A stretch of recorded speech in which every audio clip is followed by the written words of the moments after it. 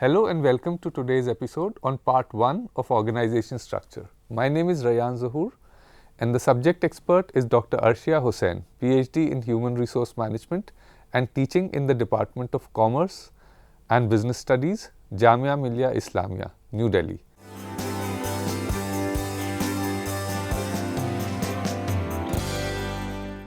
Management and organization structures can be dated back to the time when humans started living together in groups. Leaders emerged from these groups and started coordinating the efforts of individuals in order to make things better for the entire group. Groups were organized based on their mental and physical capabilities. Management was practiced as an art in the Egyptian society as far back as 1300 BC. We get this information from Egyptian literature, which also suggests that management was adopted by different groups in various forms.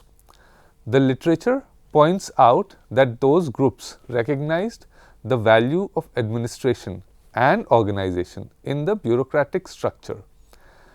There are records from ancient China as well, indicating the existence of organization and the importance these groups gave to it.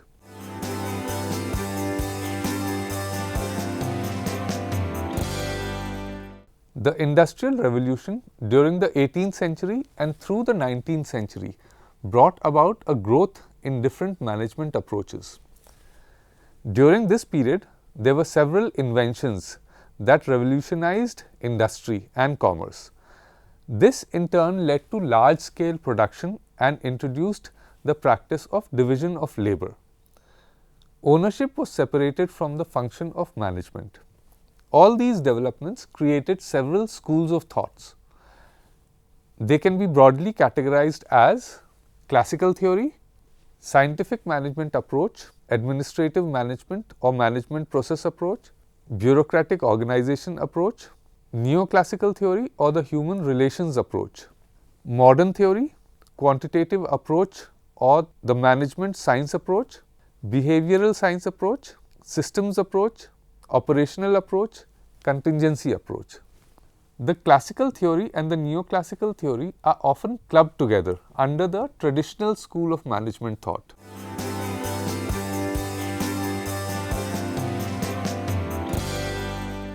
The classical theory consists of views about organizations that have been accepted traditionally. It signals the origin of a methodical approach towards the study of organization. It is the oldest documented school of thought on organization. The proponents of classical theory focused on organization structure with the objective of reaching the goals of the organization. They developed a few principles of management as well. Several of these principles and concepts are relevant even to this day. F. W. Taylor stressed on the application of a scientific process to solve the problems faced by management. He gave a lot of attention to division of labor and felt it was important to outline every individual's work for the day. He emphasized on functional foremanship.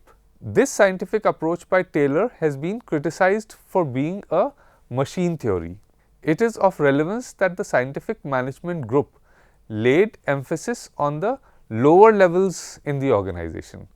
This changed when Henry Fayol emphasized for the first time on the efficiency of higher levels.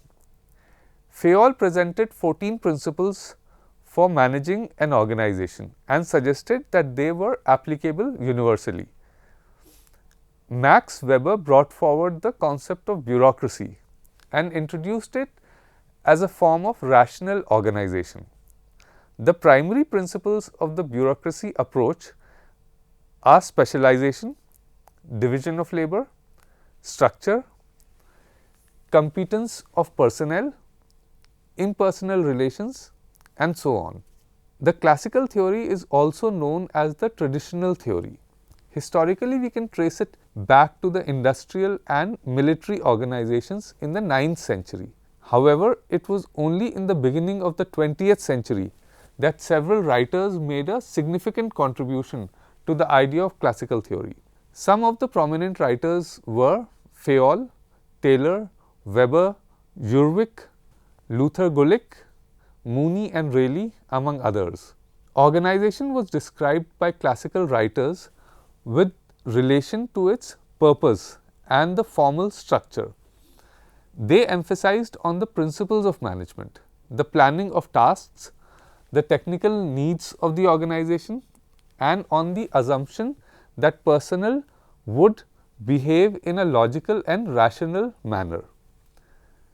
Therefore, it has been argued that classical theory deals only with the anatomy of formal organization. It is said that an organization is treated just like a machine, with the belief that its efficiency can be improved by making every individual in the organization work more efficiently. An example of this is when F.W. Taylor emphasized on the division of labor, assigning each individual's daily work and functional foremanship. The classical theory has three major viewpoints: scientific management approach by Taylor, administrative management by Fayol, and ideal bureaucracy by Weber, which is an organization based primarily on rules and regulations, specifications, formal relations, etc. All these three approaches focus on the structure of the organization in order to achieve better efficiency. There have been other prominent writers who have made significant contributions to the classical theory. For example, in 1931, Mooney and Rayleigh wrote Onward Industry. In their work, they made an attempt to find aspects that are universal to organization. Gulick, Urwick, Oliver Sheldon, and several others have made important contributions. All these theories and approaches were focused on the structure of organizations, and that is the reason why these approaches are also known as structural theory of organization.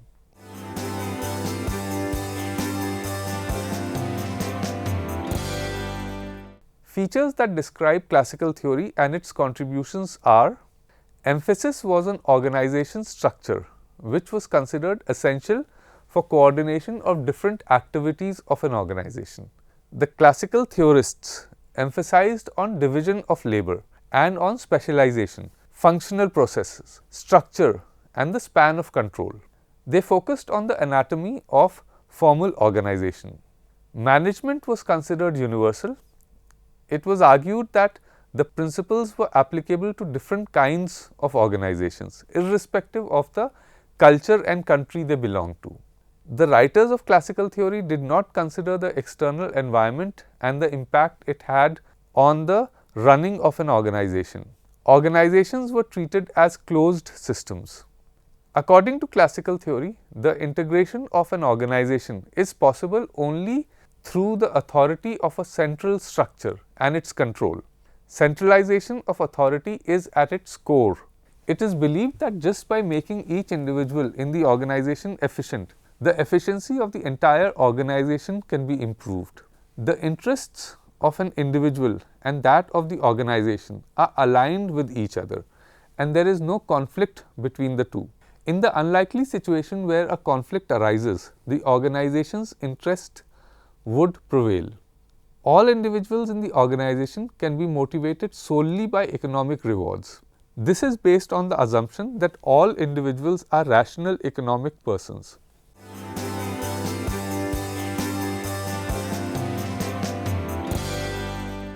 There are several objections against the various approaches of classical theory. It takes a narrow view of the organization. Classical theory is relevant, however, its value is limited due to its narrow focus on what has been described as the anatomy of formal organization. In order to achieve a universal approach, the writers of classical theory seemed to have ignored the human relations aspect. This aspect has gained a lot of importance ever since, especially in the recent years. They neglected the interaction between informal groups, individuals, and inter-organizational conflicts within a formal organization. It appears that classical theory has created an organization without people. It assumes a closed system. The writers of classical theory looked at organization as an entity that was closed or a closed system. In other words, there were no interaction of the organization with its environment. This is an assumption which is termed as totally unrealistic. The organization in today's world is an open system. It has a regular and constant interaction with its environment. This happens through an exchange of both inputs as well as outputs using several modes of information. Commodity approach. Individuals in an organization were referred to as a factor of production and not differentiated based on their personal needs and requirements. All employees were expected to obey all commands they were given by their superiors. Classical theory ignores the social and psychological needs of individuals. It ignores the factors that motivate the behavior of human beings. It lacks observational and experimental verification. The principles of classical theory are based on the personal experiences of individuals and on their observations, which were limited. There was no empirical verification or research done to confirm their experiences and observations. There is a lack of precision in their methodology, and it lacks a comprehensive framework, which is essential for analysis. Also, it has not been clarified if the principles outlined are recommended for any action or if they are just definitions. Its principles lack universality. The proponents of classical theory claim that their principles can be applied universally. This means that the principles they have documented are applicable through different kinds of organizations, different levels of management within an organization, and different functions within a particular organization. However, research done on these principles display that not one of these principles have characteristics that can allow them to be called universal. As a matter of fact, there are several principles that are in contradiction with its other principles. For instance, the principle of unity of command is in clear conflict with the principle of specialization. Too much emphasis is placed on rules and regulations. The ideal bureaucracy proposed by Max Weber, which is an important part of classical theory, suggests that all rules and regulations of an organization should be strictly followed. This has the potential of limiting the scope of initiative that individuals could take. This in turn increases red tape in an organization. Rules and regulations in themselves become the primary objective of the organization, while the reason for which those rules and regulations were created and the larger objective of the organization is forgotten.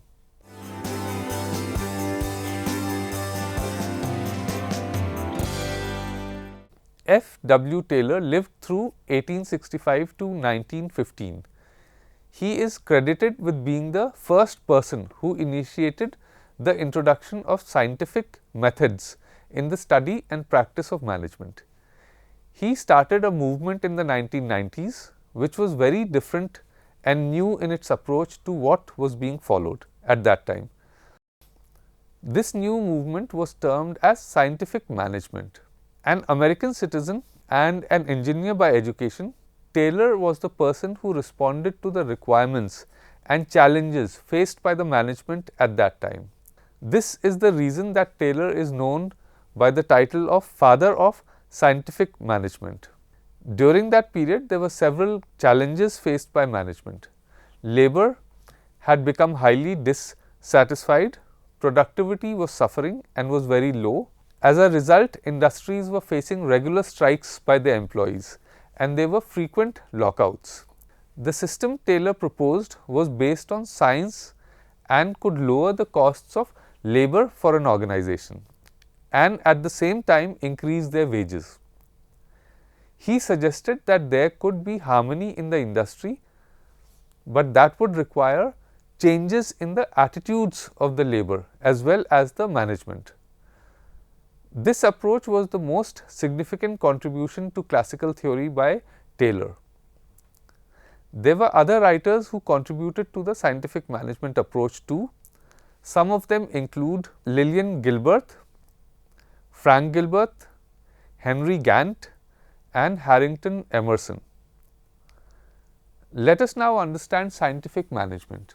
In simple words, it means applying scientific methods in order to solve problems faced by management. Taylor suggested setting up scientific tasks based on a list of things. They include standardization of material, a study of time and motion, a scientific selection of employees, their tools and working conditions, their training and so on. It needs to be observed that Taylor's thought process was limited to the management at the level of the shop floor. This, however, does not take away any credit from him for highlighting the possibility of a scientific approach related to different aspects of management. The importance and significance of this is immense. The principles that F.W. Taylor laid emphasis on are: science should be followed instead of the rule of thumb. There should be harmony in the actions of groups instead of discord between them. The output should be maximized and should not be restricted in any way. The selection of workers, their training and their placement should be carried out in a scientific manner. The division of work should be as equal as possible between the workers and the managers, and so should be the responsibilities.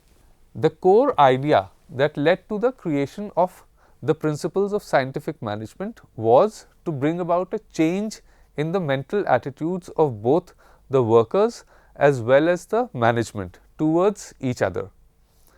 This was termed by Taylor as mental revolution and had three specific implications. All the efforts that are made towards generating an increase in production, creating an atmosphere that leads to a spirit of trust that is mutual and confidence towards each other, developing a culture that includes and encourages a scientific attitude towards problem solving.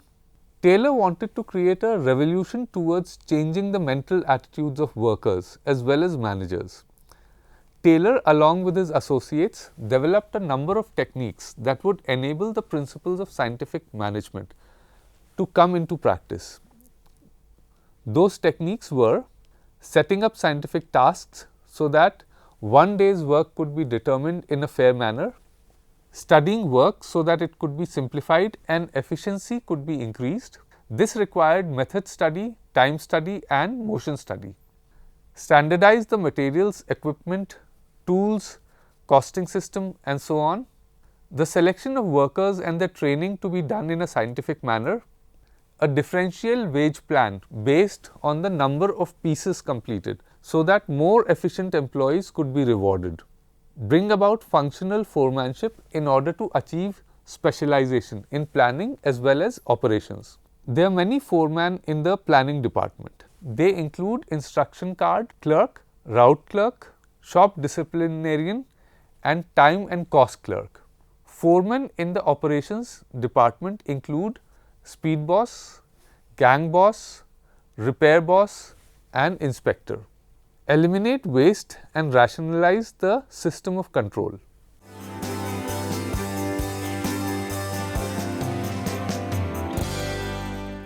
Scientific management approach proposed by Taylor attracted a lot of criticism from both the managers and the workers. Criticism came from other places too. Psychologists as well as the general public criticized Taylor's approach.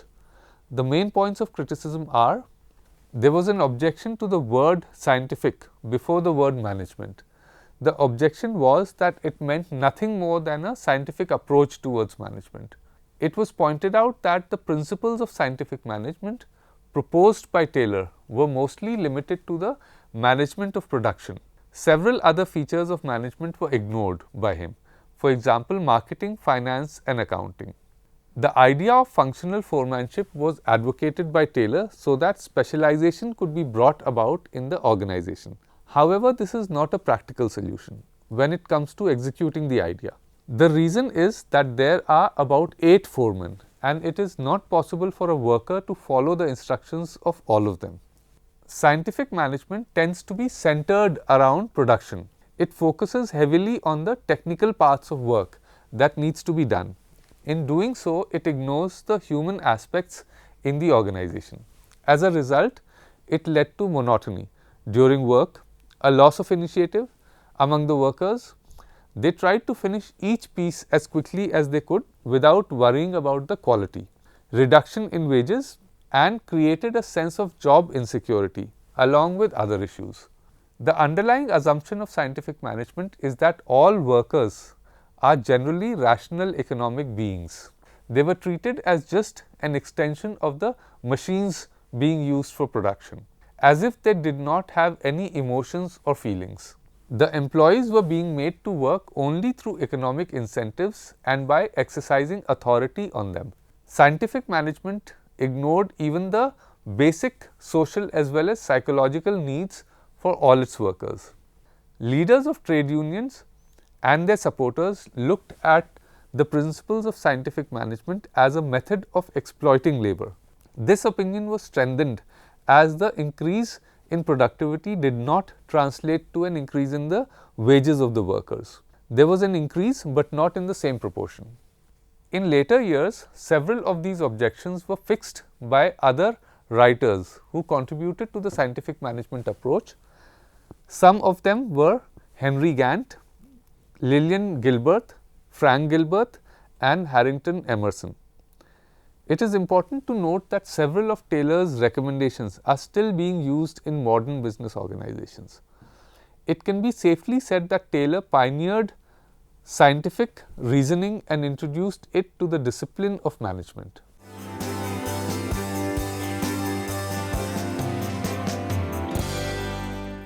Management and organization structures are very old and can be dated back to the Egyptian civilization in 1300 BC. The Industrial Revolution during the 18th and through the 19th century brought about a growth in different management approaches. During this period, large-scale production took place and the practice of division of labor was introduced. Ownership was separated from the function of management. All these developments created several schools of thought. They can be broadly categorized as classical theory, neoclassical theory or the human relations approach, modern theory. The classical theory presents 3 prominent approaches: scientific management approach, administrative management or management process approach, bureaucratic organization approach. There are several objections against various approaches of classical theory. It takes a narrow view of organization. It assumes a closed system. Commodity approach. It lacks observational and experimental verification. Its principles lack universality. Too much emphasis is placed on rules and regulations. Scientific management approach. F.W. Taylor is credited with being the first person who initiated the introduction of scientific methods in the study and practice of management. He started a movement in the 1990s which was very different and new in its approach to what was being followed at that time. This new movement was termed as scientific management. Taylor stressed on the application of a scientific process to solve the problems faced by management. Taylor suggested setting scientific tasks based on a list of things. He gave a lot of attention to division of labor and felt it was important to outline every individual's work for the day. He emphasized on functional foremanship. Scientific management approach proposed by Taylor attracted a lot of criticism from both the managers and the workers. Criticism came from other places too, psychologists as well as the general public criticized Taylor's approach. This is all we have for part 1 of organization structure. Hope the session was informative. We will meet again in the next episode with part 2. Till then, take care and goodbye.